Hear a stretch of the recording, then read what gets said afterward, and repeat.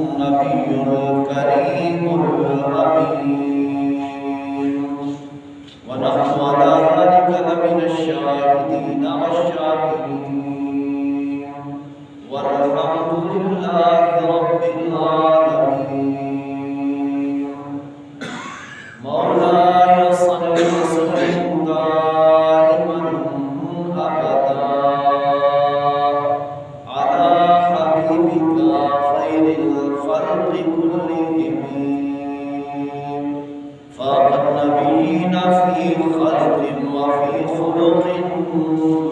ولم يضاهوه في علم ولا كرم. يا رب صل وسلم دائما أبدا على حبيبك خير الخلق كلهم.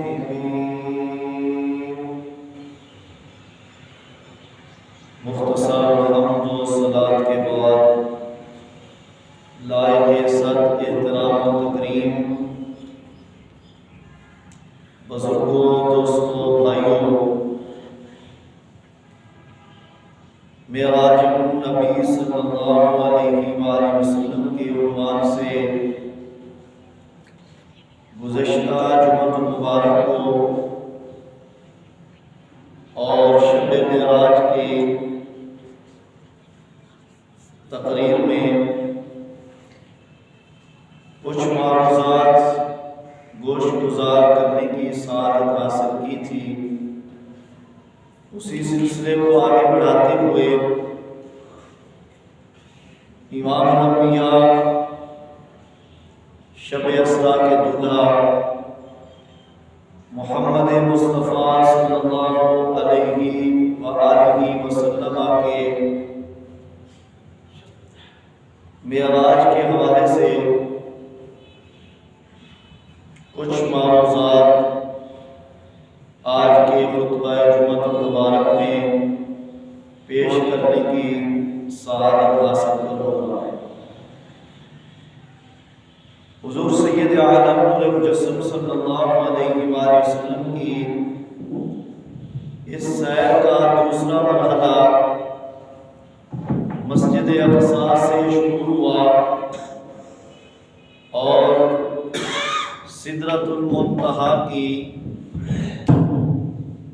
بلندیوں پر منتہی ہوا، اور پھر تیسرا مرحلہ سدرۃ المنتہا سے شروع ہوا اور خاص عالم قدس تک پہنچا. تو دوسرے مرحلے میں آپ نے آسمانوں کی سیر کی. پہلے آسمان پر جناب آدم علیہ السلام سے ملاقات ہوئی، دوسرے آسمان پر حضرت یحییٰ علیہ السلام اور حضرت عیسیٰ علیہ السلام ان دو نبیوں سے ملاقات ہوئی. تیسرے آسمان پر جناب یوسف علیہ السلام نے استقبال کیا. چوتھے آسمان پر جناب ادریس علیہ السلام موجود تھے، اور پانچویں آسمان پر حضرت ہارون علیہ السلام جلوہ گر تھے. چھٹے آسمان پر بنی اسرائیل کے ایک جلیل القدر پیغمبر حضرت موسیٰ کلیم اللہ علیہ السلام حضور کا استقبال کرتے ہیں. اور ساتویں آسمان پر جد الانبیاء سیدنا حضرت ابراہیم خلیل اللہ علی نبینا وعلیہ السلام حضور سید عالم نور مجسم صلی اللہ علیہ وآلہ وسلم کے استقبال کے لیے موجود تھے. 7 آسمانوں سے پار ایک مقام سدرۃ المنتہا ہے، اور یہ وہ مقام ہے جہاں سے اوپر نیچے والی مخلوق نہیں جا سکتی، اور اوپر والی مخلوق اس سدرۃ المنتہا سے نیچے نہیں آ سکتی ہے. سدرۃ المنتہا کے اوپر کی مخلوق وہ عرش کو اٹھانے والے فرشتے جن کی تعداد 8 ہے، حملۃ العرش، فرشتے، تو یہ ایک مقام ہے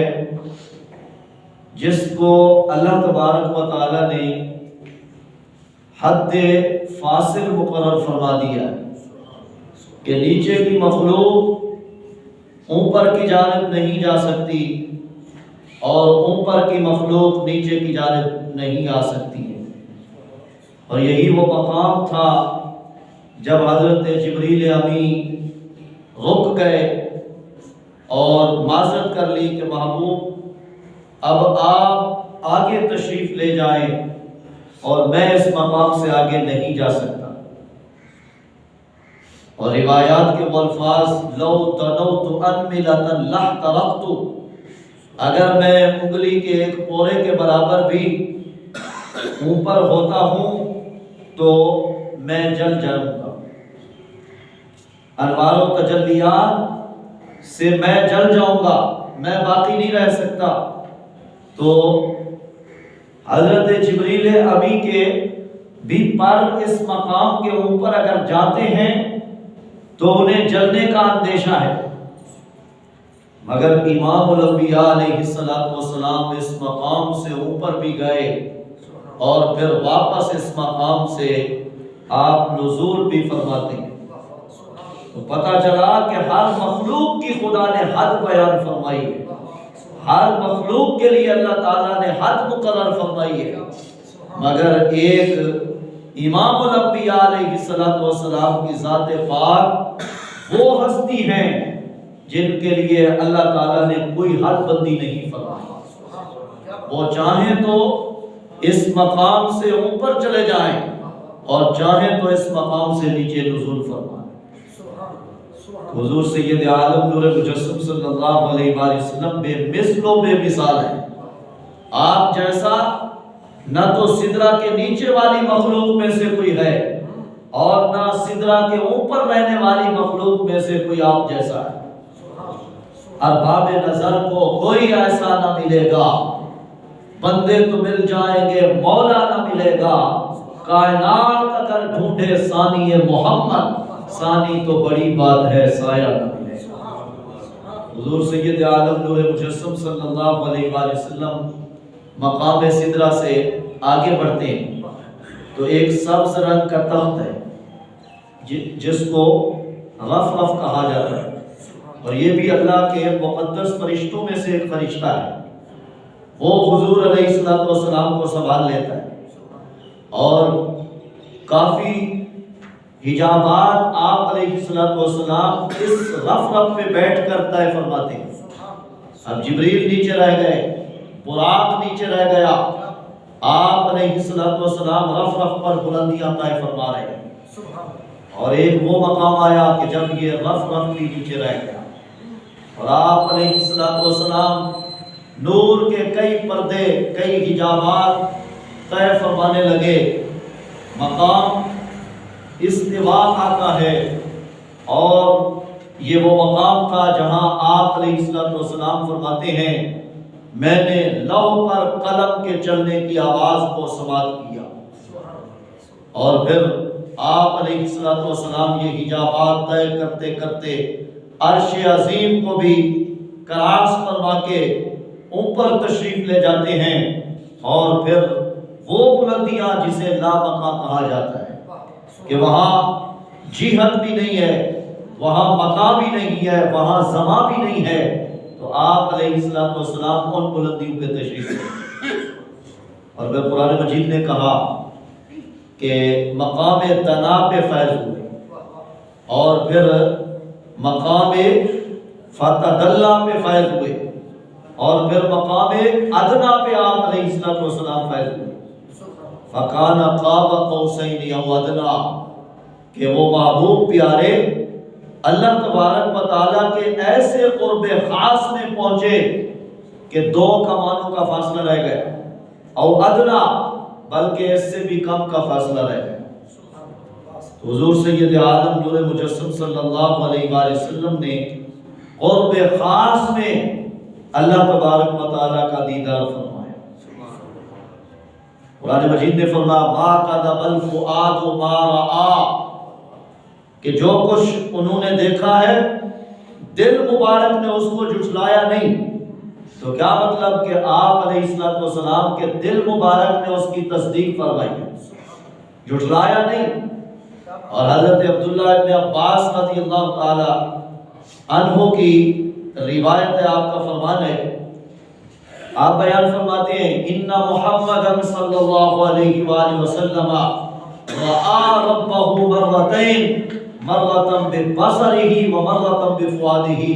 فرمایا کہ حضرت محمد مصطفیٰ صلی اللہ علیہ وآلہ وسلم نے اپنے رب کا دیدار 2 مرتبہ فرمایا ہے، ایک مرتبہ اپنی ان سر کی آنکھوں کے ساتھ اور ایک مرتبہ دل کی آنکھوں کے ساتھ۔ تو اب قرآن مجید کے اس جملے کا مفہوم کیا ہوا کہ ما کذب الفؤاد ما رأى، دل نے نہیں جھٹلایا اس کو جو آنکھ نے دیکھا ہے۔ یعنی آپ علیہ الصلوۃ والسلام کے پہلے جو دیدار ہوا رب العزت کا وہ قلب مبارک کے ساتھ تھا، اور شب معراج جو آپ علیہ الصلوۃ والسلام کو رب تعالیٰ کا دیدار بے حجاب ہوا تو وہ سر کی آنکھوں کے ساتھ تھا۔ تو اب جو دل مبارک پہلے دیکھ چکا تھا وہی آپ نے سر کی آنکھوں کے ساتھ دیکھا، تو دل مبارک نے اس جلوے کی تکذیب نہیں کی، جھٹلایا نہیں ہے، بلکہ اس جلوے کی تصدیق فرما دی۔ اور اگلا جملہ قرآن مجید کا فرمایا وَلَقَدْ رَآهُ نَزْلَةً أُخْرَى، کہ اس نے اس کو دوسری مرتبہ دیکھا،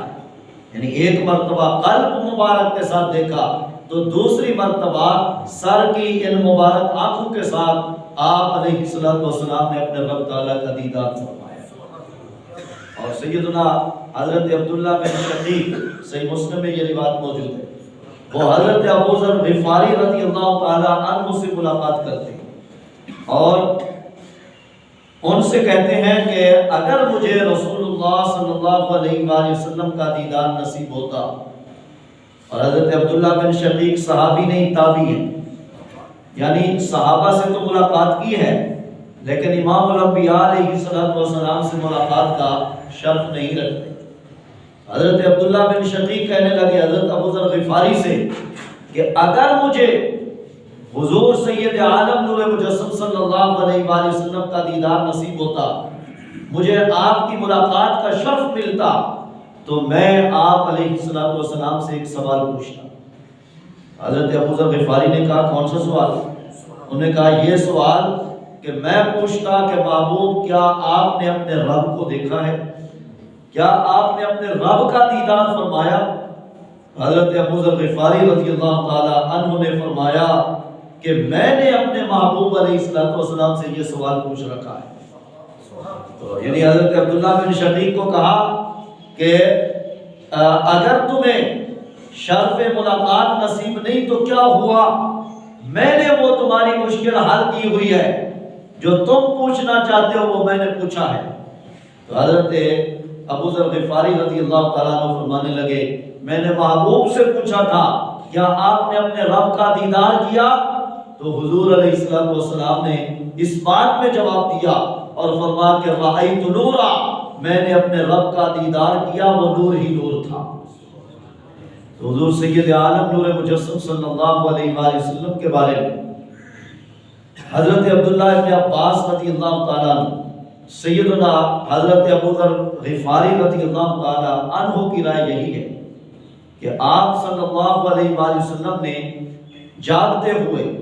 سر کی ان آنکھوں کے ساتھ شب معراج رب تعالیٰ کا دیدار فرمایا۔ اور جب حضرت اکرمہ نے حضرت عبداللہ ابن عباس رضی اللہ تعالیٰ عنہ سے اس حوالے سے پوچھا کہ کیا ہمارے آقا و مولا نے اللہ تبارک و تعالیٰ کا دیدار کیا، تو اس وقت حضرت عبداللہ ابن عباس رضی اللہ تعالیٰ عنہ فرمانے لگے جعل الکلام لموسیٰ والخلۃ لابراہیم والرؤیۃ لمحمد صلی اللہ علیہ وآلہ وسلم، فرمایا کہ اللہ تبارک و تعالیٰ نے حضرت موسیٰ علیہ السلام کو کلام کے ساتھ شرف بخشا ہے، اور جناب ابراہیم علیہ السلام کو خلت کے ساتھ شرف بخشا ہے، اور حضرت محمد مصطفیٰ صلی اللہ علیہ وآلہ وسلم کو دیدار کے ساتھ شرف بخشا ہے۔ تو ہمارے آقا و مولا نے رب تعالیٰ کا دیدار ان سر کی آنکھوں کے ساتھ جاگتے ہوئے بے حجاب رب تعالیٰ کی ذات کے جلوے کو دیکھ کر فرمایا ہے۔ اور جناب موسیٰ علیہ نبینا وعلیہ السلام، ان کو اللہ تعالیٰ نے ہم کلامی کا شرف بخشا، دیدار نہیں ملا۔ اور جناب ابراہیم علیہ السلام کو اللہ تعالیٰ نے اپنا خلیل بنایا، اللہ تبارک و تعالیٰ نے اپنا خالص مخلص دوست بنایا۔ دیدار کی دولت سوائے حضور علیہ السلام کی ذات پاک کے عالم بیداری میں انہی سر کی آنکھوں کے ساتھ کسی کو نصیب نہیں۔ اور علماء فرماتے ہیں یہ حضور علیہ السلام کا خاصہ ہے، اور فرمایا کہ رب تعالیٰ کا دیدار اس دنیا میں ان سر کی آنکھوں کے ساتھ کوئی نہیں کر سکتا سوائے حضور کی ذات۔ اور علماء نے اس کی وجہ بیان کی، فرمایا کہ قیامت کے دن چونکہ رب تعالیٰ کا دیدار مومنین صالحین کو ہوگا۔ قرآن مجید کی سورہ قیامہ پڑھیں، اللہ تبارک و تعالیٰ فرماتا ہے وجوہ یومئذ ناظرہ الی ربہا ناظرہ، فرمایا کہ کتنے چہرے اس دن تر و تازہ ہوں گے۔ قیامت کے دن کی بات ہے، کتنے چہرے اس دن تر و تازہ ہوں گے، اور ان پر تازگی کیوں ہوگی؟ الی ربہا ناظرہ، کہ وہ اپنے رب کی طرف دیکھ رہے ہوں، وہ اپنے رب تعالیٰ کے جلوے دیکھ کر تر و تازہ ہوں گے۔ تو اس سے معلوم ہو گیا کہ قیامت کے روز اور جنت میں داخلے کے بعد مومنین کو رب تعالیٰ کا دیدار نصیب ہوگا۔ تو علماء فرماتے ہیں یہاں دنیا میں نہیں دیکھ سکتے، تو آخرت میں دیدار ہوگا۔ تو اس کی وجہ یہ ہے کہ دنیا میں ہماری آنکھیں فانی ہیں، فنا ہونے والی، یہ ان کو بقا حاصل نہیں ہے، یہ فنا ہونے والی آنکھیں ہیں، اسی لیے فانی آنکھوں کے ساتھ باقی ذات کو نہیں دیکھا جا سکتا۔ اللہ تبارک و تعالیٰ کی ذات باقی ہے، تو جب وہ ذات باقی ہے اور ہماری آنکھیں فانی ہیں، تو فانی آنکھوں کے ساتھ ذات باقی کو نہیں دیکھا جا سکتا۔ ہاں جب قیامت برپا ہوگی تو پھر ہماری یہ آنکھیں فانی نہیں ہوں گی، پھر ہماری آنکھوں کو بھی ہمیشہ کے لیے بقا نصیب ہو جائے گا۔ تو پھر باقی آنکھوں کے ساتھ باقی ذات کو دیکھا جا سکتا ہے۔ تو اس سے پتہ چلا کہ اللہ تبارک و تعالی جو آنکھیں عام مومنین کو، عام صالحین کو قیامت میں اور جنت میں عطا فرمائے گا، اللہ تعالیٰ نے اسی صلاحیت اور طاقت کی آنکھیں اپنے محبوب کو اسی دنیا میں عطا فرمائے۔ تو اسی لیے حضور علیہ السلام نے اسی عالم دنیا میں اللہ تبارک و تعالیٰ کا دیدار سر کی آنکھوں کے ساتھ کیا، اور یہ دیدار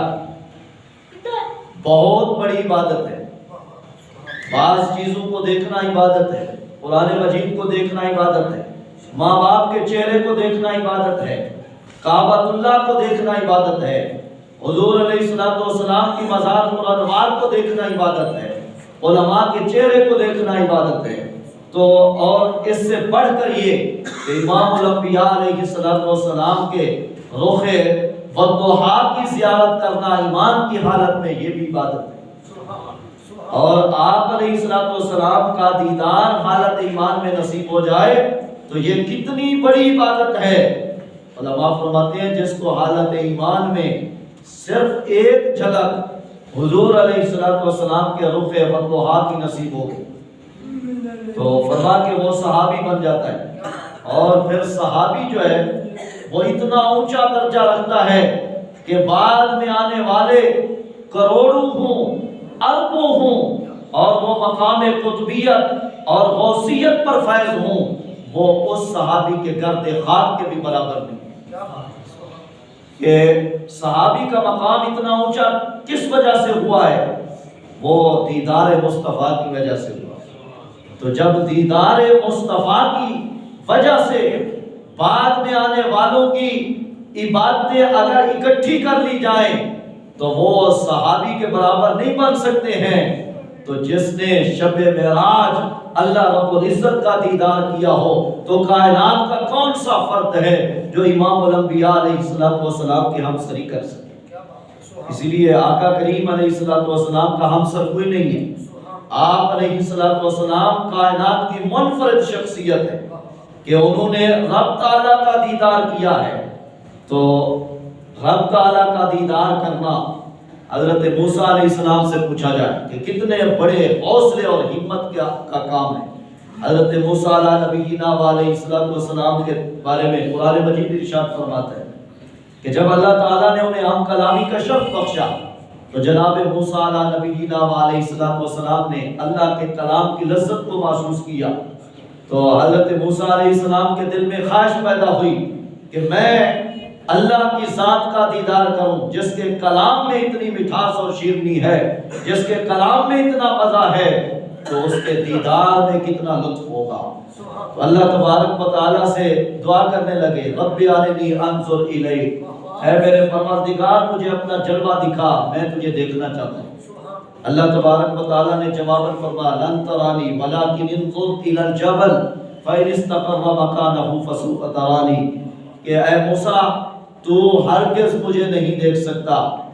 جب موسیٰ علیہ السلام نے بار بار اصرار کیا، ضد کی کہ نہیں باری تعالیٰ میں تجھے دیکھنا چاہتا ہوں، تو اللہ تبارک و تعالیٰ نے انہیں تسلی دینے کے لیے فرمایا کہ تم اس پہاڑ کی طرف دیکھو، میں اس پہاڑ پر اپنی تجلی نازل کرنے والا ہوں، اگر یہ پہاڑ اپنی جگہ پہ برقرار رہا تو تم مجھے دیکھ پاؤ۔ حضرت موسیٰ علیہ السلام نے پہاڑ کی طرف دیکھا، اللہ تبارک و تعالیٰ نے اپنی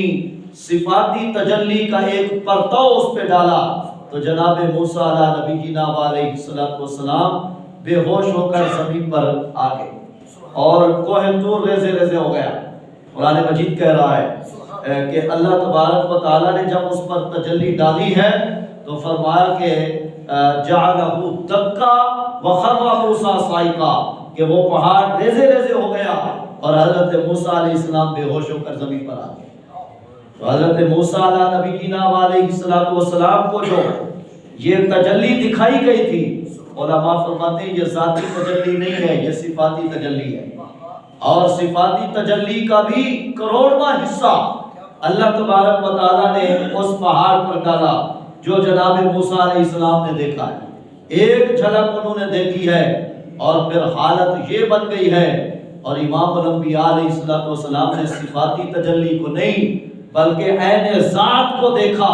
اور اس قدر محویت کے ساتھ دیکھا ہے کہ دکھانے والا رب بھی خود اس دیکھنے کو داد دے رہا ہے۔ اللہ فرماتا ہے ماذا البصر وما طغى، کہ محبوب پیارے نے جب وہ دیدار کیا تو ان کی آنکھ نہ تو پھری اور نہ بھٹکی ہے، نہ سر چکرایا، بلکہ پورے وقار اور اطمینان کے ساتھ، پوری محبیت کے ساتھ حضور علیہ السلام نے رب تعالیٰ کا دیدار فرمایا ہے۔ فرق مطلوب و طالب میں دیکھے کوئی، قصہ طور و معراج سمجھے کوئی مدہوش جلووں میں گم ہے کوئی، کس کو دیکھا یہ موسیٰ سے پوچھے کوئی، آنکھ والوں کی ہمت پہ لاکھوں سلام۔ تو حضور سید عالم نور مجسم صلی اللہ علیہ وآلہ وسلم نے شب معراج رب تعالیٰ کا دیدار فرمایا، اور یہ خاصہ ہمارے حضور صلی اللہ علیہ وآلہ وسلم کی ذات پاک ہے۔ آپ صلی اللہ علیہ وآلہ وسلم کے سوا کوئی اس مقام پہ فائز نہیں ہوا۔ اور جناب موسیٰ علیہ السلام کو جب اللہ تعالیٰ نے وہ تجلی دکھائی تھی، نظر کی تیزی کا کیا عالم تھا، شفا شریف دکھائیے، وہاں پر حدیث موجود ہے، حضرت ابو ہریرہ رضی اللہ تعالیٰ عنہ حضور کا فرمان بات فرماتے ہیں، فرمایا کہ لما تجلی اللہ لموسیٰ علیہ السلام کانا یبصر النملۃ علی الصفا فی اللیلۃ الظلماء مسیرۃ عشرۃ فراسخ، فرمایا کہ جب اللہ تبارک و تعالیٰ نے موسیٰ علیہ السلام کو ایک تجلی دکھائی تھی تو پھر وہ 30 میل کے فاصلے پر گپ اندھیری رات میں چٹان پر چلنے والی کالے رنگ کی چمٹی کو آپ دیکھ لیا کرتے تھے، قریب سے نہیں 30 میل کے فاصلے سے،